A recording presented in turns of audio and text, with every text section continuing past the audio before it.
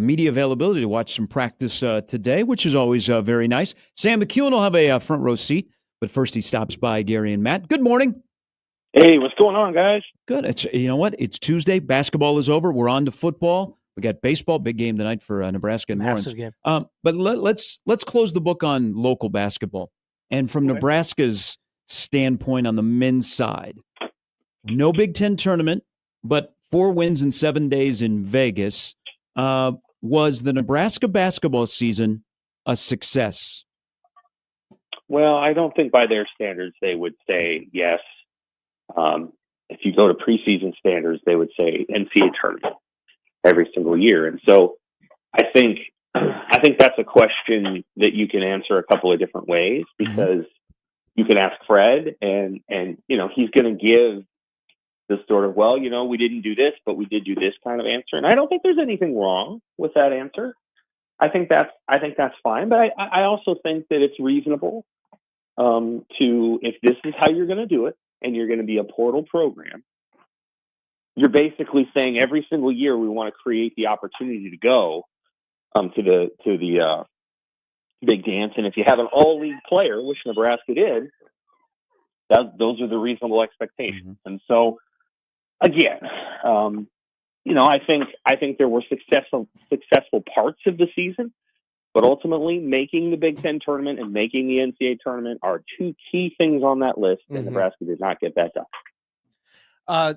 Matt Rule's last availability on Saturday, listening to it, you could hear that he's definitely taken more of this CEO role, right? And he even mentioned himself that he gets bored during practices, right? Because he's just not as involved because he's got so many high-level coaches. Would you consider this a positive for the Nebraska football program? I mean, his version of board is everyone else's version of dialed in. Yeah. So, sure. Rule is a really... No, but I mean, like, not him being bored, like him being a CEO. Would you consider it a positive? Yes. He's always been that, though. Yeah. He's always been that. I think it might be his greatest strength, is that portion of the job. And it happens to dovetail into a time when having that strength is really important. I think there have probably been times, and I'm not, there's been times when the ball coach persona was just exactly what you needed, and not even that long ago, And I tip my cap to a guy like Dabo, who can win without having to do some of the other things that like the portal, and he's able to kind of put it together and just kind of recruit high schools. We'll see if that, remains the same. There's certainly, qualities of Harbaugh that was sort of like that. But I think what you really need today is somebody who's on top of, especially at Nebraska. Now, maybe at Clemson and Michigan, you can do a little bit more rolling the ball out. But especially at Nebraska, you need somebody who's going to really be on top of the stuff off the field. And so I think that's something that Rule's always been about. I think his point, and this is probably true, is that when he got here, I don't think he had unlimited assistant coaches. And so he's having to fill in here or fill in there. And he had a younger staff when he got here. Now that you can have as many guys on the field as you want, there's just some gaps that don't exist anymore. And it provides him the opportunity that if there's a recruit at practice, he can go over and say something to that guy. But the CEO portion of his job has always kind of been there. And again, I understand what he means by serene. That's his version of serene. That's not most people's version of serene. And so he's an intense guy. And I think part of it is that he has a lot of stuff off the field that's got to be right, or otherwise the program's not going to be where it wants to be. And those are the parts where Nebraska, at this point, especially with revenue sharing and roster limits and all that, Nebraska needs him the most. The dismissal of Hardley Gilmore, does that show you that it's working at Nebraska? And I say that from this standpoint is he lost the trust of his teammates, and his teammates policed somebody that was not all in to do things on and off the field to help them be successful this year. Because you'll look at it and go, man, I'd love to see what he could do, because he has this upside that he's only started to scratch the surface, but he's only 17 years old. But can't you also, Sam, make a case where Nebraska as a player-run team did their job with somebody who stepped out of line? In this case, yeah, I think so. I think you're absolutely right. At the same time, there's not unlimited spots anymore. And so, like, if you were like, well, the roster can still be 142, or we think it can, maybe that's something where all right, man, this hurts, X, Y, and Z. Let's try to figure this out. But you're not going to retain a guy who wouldn't, in theory, have the trust of his teammates if it meant some other guy might have to go. Like, that's part of it too. That's a very, very competitive position. That there's a couple of positions like that on the team, and he hasn't been here long. And so a lot of times, again, people can make mistakes, but how long have they been there, and what happened, and all those things. And so, I think there's certainly something to be said for players being able to resolve it. Again, Rule didn't make like a big show of it, which means he had the confidence of the team, and he's not having to try to. He is doing less. Here's what we're going to be about kind of answers in his press conferences, because I think the players all kind of know. And again, even though the settlement hasn't been approved, this 105-man roster thing has its benefits. Like, absolutely, you don't want to be with the program. We got 132 guys in here, so maybe we have 131. Like that kind of, like, you don't have time now to mess around, so to speak.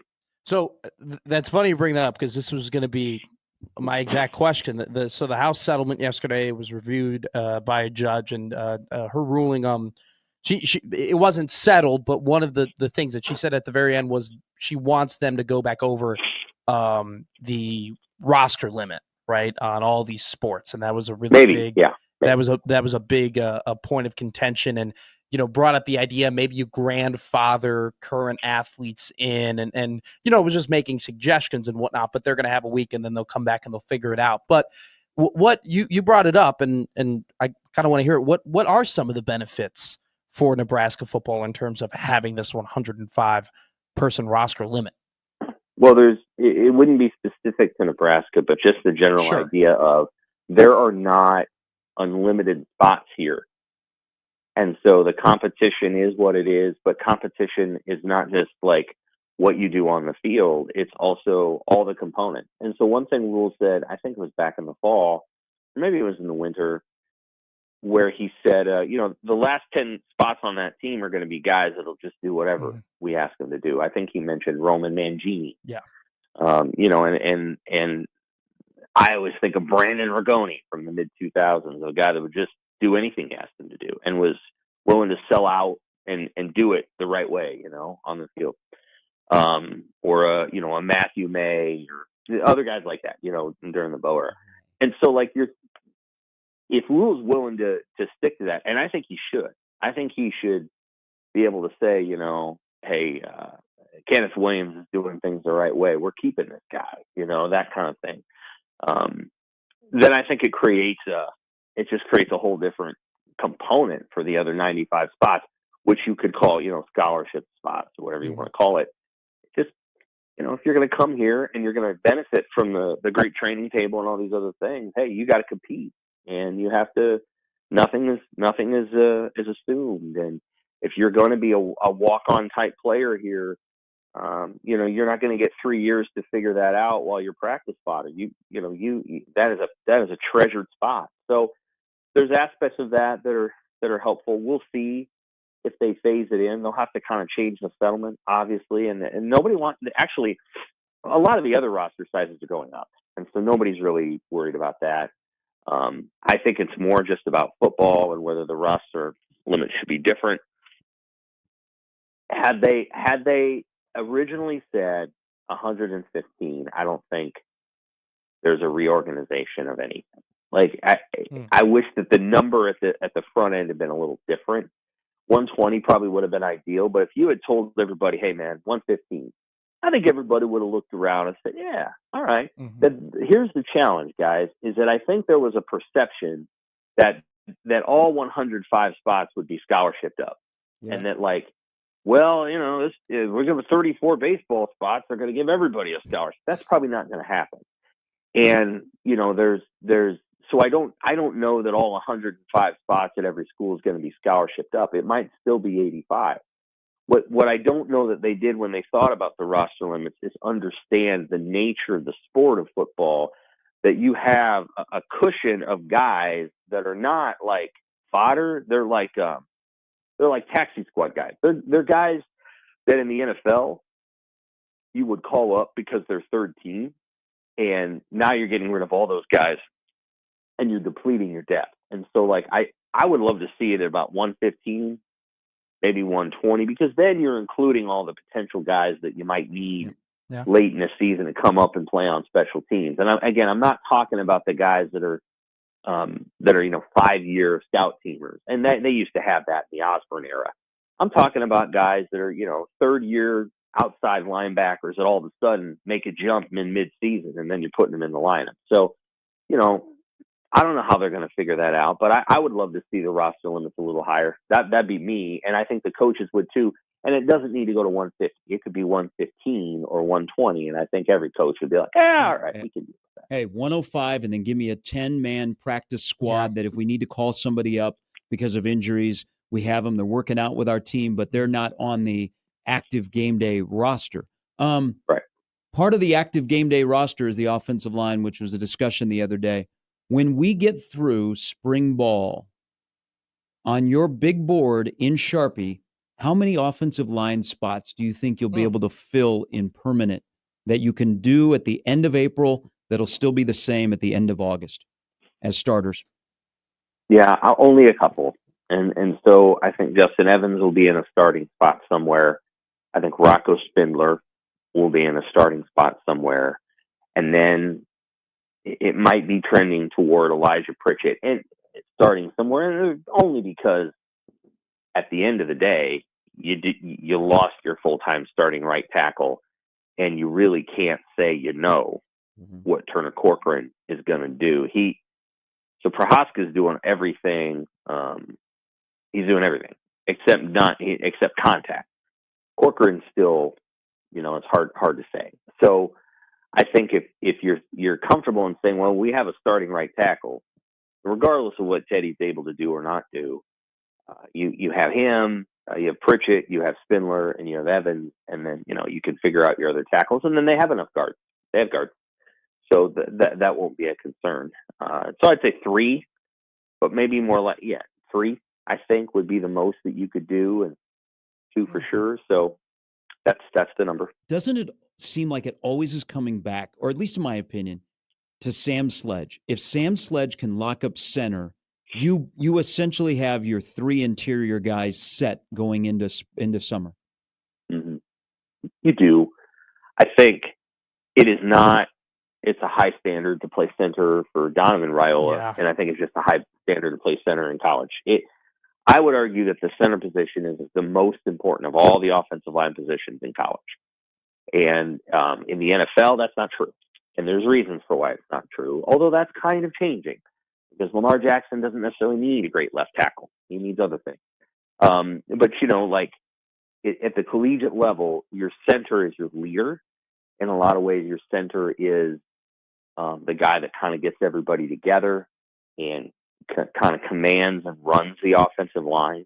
And again, I understand that left tackles are taken higher in the NFL draft. That's based on a value at that level. It's kind of like the difference in the NBA and college basketball, the value of a great post, and in the NBA, maybe you don't need that guy as much because there's already a bunch of guys who are like that.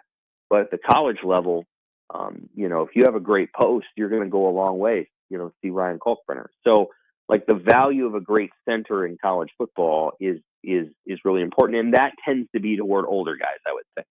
So if they got a guy in the program who's already kind of the leader, and I think Rocco Spindler is the leader, but I also think Evans is too. You could see him go to center, and then Sledge could develop a little bit more. And then as the season goes on, if they feel like Sledge could take it, maybe you can move guys around. But Yeah, I think that's very true what you say, and maybe he will come along really quickly and take that spot so that Evans can stay at guard. One room, and I guess technically it'd be two rooms that I'm really intrigued by is the linebackers and the jacks. And I just think that both those rooms, they have an incredible mix of high level talent. And you also have some mix of production and guys who have been in college, whether it be in Nebraska or other places for a really long time. How important do you think is the collective job that Phil Simpson and Rob Dvorak are going to have to do for this defense this season?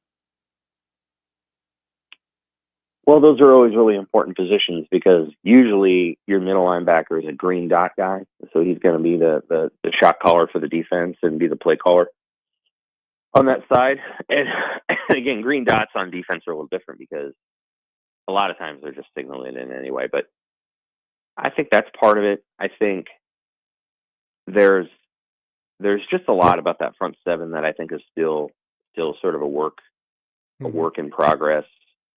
I think you have to kind of think about who you are on first and second down, and then who you're going to be on third down. So, like, one of the things I'm going to be watching for is how the linebackers cover passes. Like, how do they do that? We don't often think about that. Like, we think a lot about guys, linebackers, Jackson, and middle linebackers moving forward and going toward. But a lot of what they do, and a lot of what, hurt Nebraska in games at times, over the last two seasons is, mediocre drops by the linebackers. And I don't mean drops like they drop the ball, like mediocre drops into their zone coverages. And, in the Illinois game, you have Prince William yelling, dropping into nowhere. They're throwing it behind him, and they're hitting slants. And those are all components of a defense that I think get overlooked. And so, like, what kind of pass defense do they want to run? Do I think Deshaun McCullough can be very good in that position? I do. I think he's very versatile and can, knows how to drop and how to play and where to play, and he can take away a throw. That doesn't show up in the stat category, but the ability to take away a play, limits the quarterback's option. So I think some of what they've got to do is make sure that, like, when it's 3rd and 5 and you're kind of locked up on the outside, well, look, that's a huge play in a game. Yeah. And if your tight end, if the opposing tight end is running free in the zone, or it's a match zone, or it's a man, or guys coming across, or guys doing what they're supposed to do, all those little things. And I think that's an area where they've got to get better. They know that. And, you've got to have a combination of things that you want to do. And so I think that Nebraska's run defense will be pretty good. And the reason I believe that is because that is their emphasis. They will put a ton of effort toward that, and they are a tough team. And so physically, they're able to get things done there. For me, it's often a question of, like, how do you throw the football? Or when you're an offense like USC, and you can keep a lighter, more defensive backs on the field because they're worried about your receivers, and then USC can run the football on you because there's fewer guys in the box. And so, like, all those little components that come into play, they got to get better at pass defense. Mm-hmm. And if they do that, then I think everything that moves forward, whether it's pass rush or running the ball or defending the run, will get better too. And so I assume they're talking about all those things and try to process how they're going to put all the components together so that they have a top 5 in the country kind of defense, not top 30, but top 5. And if they can get there, then I think they're kind of where Notre Dame, for example, was last year. Notre Dame had an incredible defense, front to back. And that's where I think they want to try to get. It'll be interesting to see how many guys play in the regular rotation. Sam, as always, appreciate it. We'll see you later today in Lincoln. All right, take care. That's Sam McKewon of the World-Herald. Again,